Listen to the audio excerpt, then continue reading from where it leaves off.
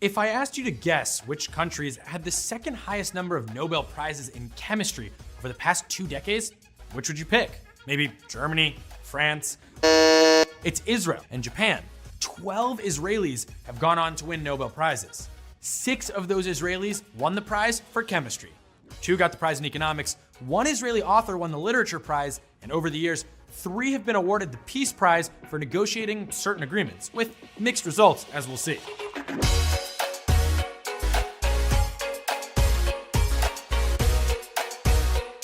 Let's start with the very first Israeli to win a Nobel Prize, Shai Agnon, who won the prize for literature in 1966. He shared it with a Jewish German-Swedish poet named Nelly Sachs, but we'll be focusing on Agnon since this video is specifically about Israelis. Agnon was born in 1888 in an area of Eastern Europe on the modern border of Poland and the Ukraine. His parents were wealthy and he was educated in both Jewish tradition and European culture. Agnon had been writing since the age of 15, but in 1924, his manuscripts and books were destroyed in a house fire, a devastating loss for him. The fire clearly remained on his mind, and he often made references to it in some of his later stories. In 1966, almost 2 decades after the Nobel Committee first considered Agnon for the Literature Prize, they decided to award it to him along with Sachs. He remains the only Israeli to ever win the prize for literature, but when it comes to winning Nobels in general, the country was just getting started. The next Israeli to win a Nobel Prize was Prime Minister Menachem Begin, who shared the 1978 Peace Prize with Anwar Sadat, then president of Egypt.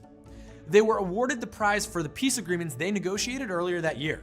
Now, Begin was something of a controversial figure in Middle Eastern politics, partly because of his background as a leader of the Irgun paramilitary group before the State of Israel was established.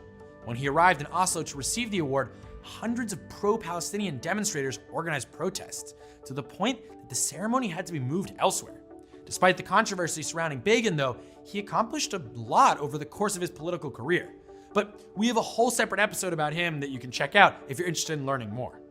He and Sadat were awarded the prize because of the peace agreements they made at Camp David earlier in 1978.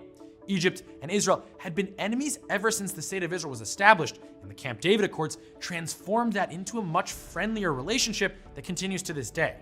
After Begin, it was 16 years before another Israeli won a Nobel, and when they did, it was the Peace Prize yet again. In 1994, Prime Minister Yitzhak Rabin, along with Shimon Peres, who was the foreign minister at the time, shared the Peace Prize with Palestinian leader Yasser Arafat. Like Begin and Sadat, the reason was a set of peace agreements they negotiated. But this time, although they didn't know it yet, the agreements were doomed to failure.